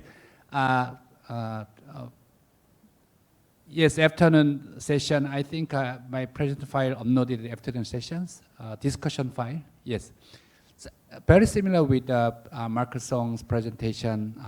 The most of demographics for the rest 10 years, and 2020 and 2021 under the pandemic, mostly similar to those of Koreans' resuscitation activities and outcomes. But I will show this. Yes. Next. This is the kind of multiple factors associated with outcomes in Korea. For example, the call for ambulance less than 1 minute by bystanders increased 42% to 49%. It's increased. So this is one of the important awareness time interval. So we should give a more focus for how can get awareness by the people. Why is the importance I told before. So bystander CPR less than 2 minutes is also increase is good. So 37% is to 46%. 2 factors is very good. It means my country dispatcher CPR and program and training program can make a difference, and the better findings from our effort. But next, the witnessed no change from 17 to 21, but private place increase 66 to almost 70. The bystander CPR not decreased. I'm very happy to get this data because the dispatcher center very actively provide the telephone CPR program on the basis of protocol and education training. And bystander CPR is also increased by the dispatcher's activity. And witnessed and bystander CPR is no change. But shock rhythm was decreased. 13% to 11%. It is not favorable for outcomes. Next. But the response time was very different. It's a little bit different part of the 2 days morning session. The ambulance services was bankrupt under the pandemic. For example, less than 4 minutes decreased according to the year, and then the more longer response time is increased. So this will be one of the important factor for the poor outcomes in by year. Next. Scene time interval is very important for people, but it is very mixed concept because the scene time means a kind of treatment time by the people, ambulance crew, and also it is a kind of waiting time for gathering information for transportation to the hospital. Under the COVID, many ER were closed or the halfly closed, so EMT should contact via dispatch center to get information for getting a kind of improvement. I don't know exactly, but we should get information from dispatch center, whether what hospital to get the patient, because the nearest hospital is closed, and where is the place to get patient. So it means the treatment time is also included in scene time interval, but the other one is waiting for getting information. So you can see the 2020 and 2011, the longer scene time interval is very dramatically increased. Next. So this is the outcomes.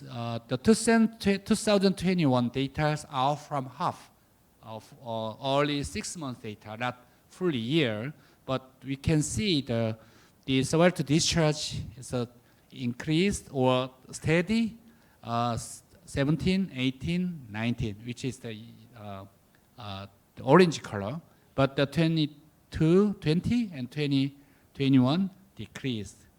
So we are looking at the data, what's happening for the rest of years, and then Michael Song showed the kind of similar findings.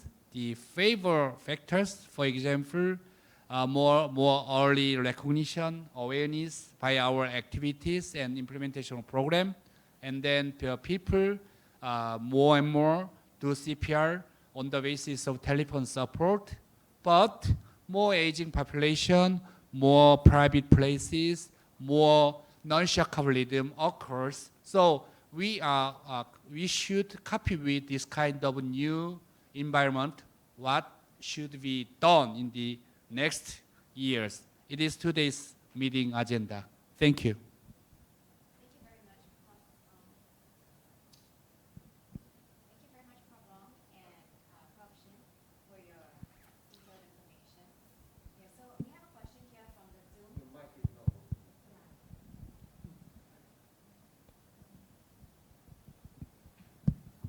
Hello, can you hear me? Okay, thank you, Prof. Ong and Prof. Shin, for your detailed information. So we have a question here from Zoom, and this one I would address, I think, to Dr. Ong. Is there a plan to make the MyResponder app available to all the countries in the region? You know, given its success and all that. I think this is not something for me to answer, but there are people in the audience who probably can answer that better. I'll give my perspective. I mean, I was in SCDF, although now I'm in Ministry of Home Affairs. It goes back to how the app is built. The MyResponder app was actually something that was iteratively built as a project with the GovTech agency. So GovTech is a local agency that was started to develop local technology that would work in our setting. The MyResponder app, from that perspective, is very much customized in Singapore. Some of the stuff in it, the concepts are actually, something that you can probably take to build an app within your setting. I don't know if the code will really work very well anywhere else because we have a very peculiar cybersecurity environment and also a technology stack environment that may not work with other people. There are many good apps out there which are commercially available, like Good Sam, for example. They have been licensed in many countries. UK, I think most of Australia is using that, and quite a few other countries. And they are not. I think they're not a very commercial entity, so they actually do it on a sort of a goodwill basis, and they have done it implementing in dispatch centers in many different countries. So you can look them up. Good Sam, GOODSAM. They are quite ready for people to actually, import and install and use that app in their dispatch center if they don't have such a system. But of course, anyone who wants to know a little bit more about My Responder, we are really very happy to share whatever we know. If you are in the mode to build your own My Responder type of app, we will be happy to share information with you. I don't know if GovTech will share the code, but at the very least, the concepts and the design thinking behind it is really something that is not a secret for us, and we'll be very happy if people want to know more. Thank you very much, Dr. Ng. So I think time is a bit short, but we have one question here that perhaps we can open to all three. What are the challenges that we face in educating the public about bystander CPR and, for example, in Singapore promoting the My Responder app? And perhaps Dr. Ng can start. Oh, okay. What more can we do, right? Like, what are the challenges and what more we can do? Yeah. Okay, the challenges are many, I think, because I think Singapore, just like any hyper-urban society and Asian country, everyone is so busy, hustling, doing your work, and you work super long hours. So trying to get people's attention and time to do this type of work for volunteering is tough as it is. So in a way nowadays you see micro-learning, e-learning, you see people getting educated in 1 minute with ideas on TikTok, for example, maybe things that are the new ways of trying to get the message out, and just-in-time training. So we try to make sure that we have short, impactful programs. We need to be more visual, more multimedia to get people's attention and compete with everything else out there. Yeah.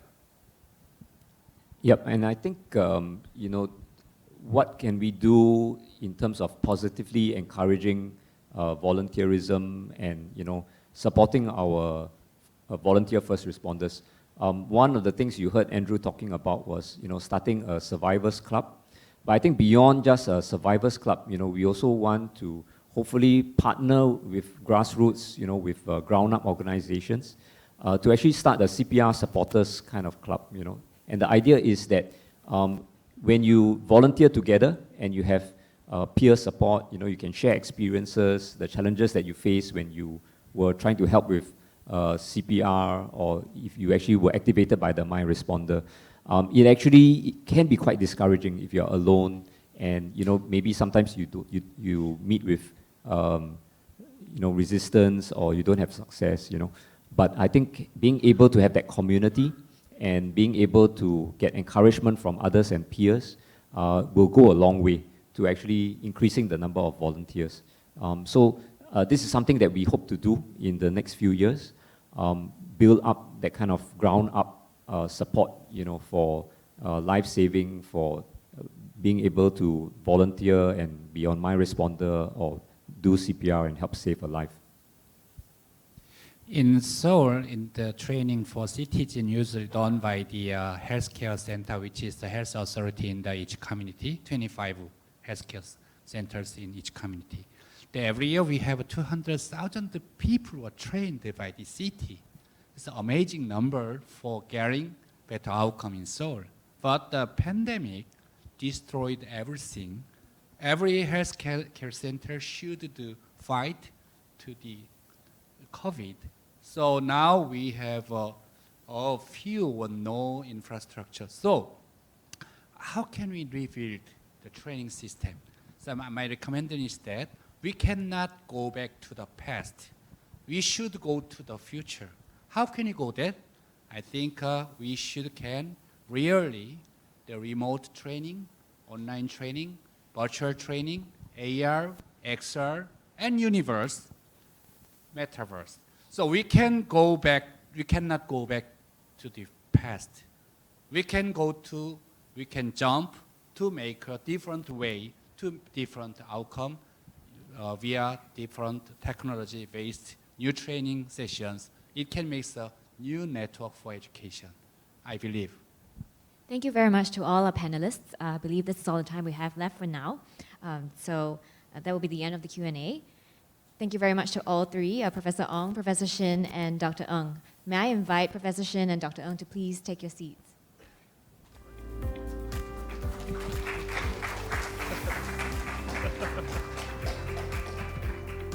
Prof. Ong will now deliver the closing address to this morning's session. Prof. Ong, please.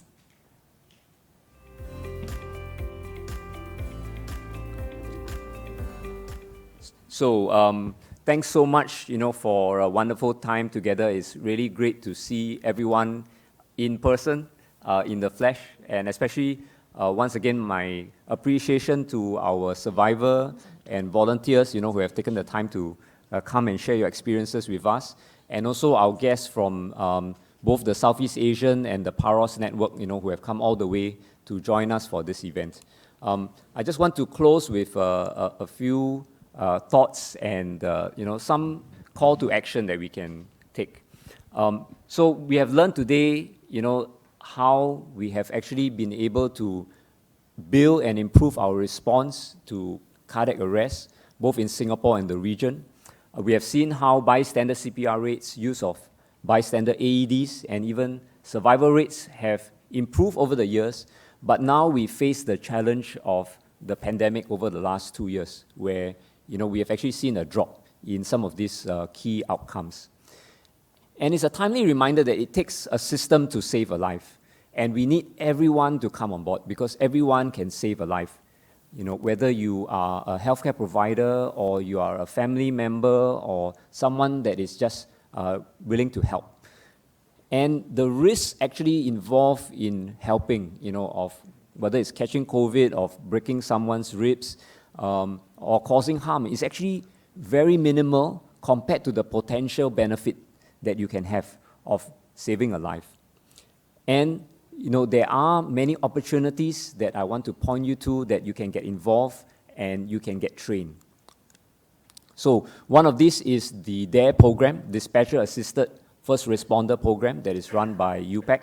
And this is a short, within 60-minute training program that can go to your school, your workplace, your community, your church, your mosque, and we will conduct sessions with your groups to actually train them on how to work with a dispatcher to start chest compressions and use the AED. So the QR code is there if you're interested. There's also the Singapore Heart Foundation Virtual Restart a Heart program. And as Dr. Shin mentioned, this is one of the ways in the future that we move towards online training, virtual training. And I think SHF has put together a very nice package, where you can have a complimentary virtual Restart a Heart program. So do take a picture or scan more if you're interested. There are also opportunities with the Singapore Red Cross to volunteer as a first aider, as a community responder, and they will even give you a waiver of your course fees for a first aid training course. So again, do approach Red Cross if you're interested. And this is the St. John's opportunities that you can join St. John's Brigade, be trained in first aid, CPR, life-saving skills, and even, for example, volunteer on the ambulance service or in the nursing home. And this is the SCDF Community Emergency Preparedness Program, or CEPP. This is work that SCDF does with the grassroots, with the community organizations, to have a response-ready and life-saving community. And finally, you've heard about the My Responder app. So if you have not downloaded My Responder, do go to Google Play or your Apple Store and download the app. And for those in our Southeast Asian countries and our other PAROS members, if you're interested, feel free to approach Dr. Ng or myself. For example, I know in Malaysia they have worked with Good Sam, and they've started trying to implement Good Sam in Malaysia as well. And there are opportunities, how to actually link all of you. So with that, let me thank all of us, all of you again, for joining us today for this session, and for our online audience, thank you for staying with us. We do have an afternoon program following this, but have a good lunch and do enjoy catching up with each other, and hope to see you again. Thank you very much.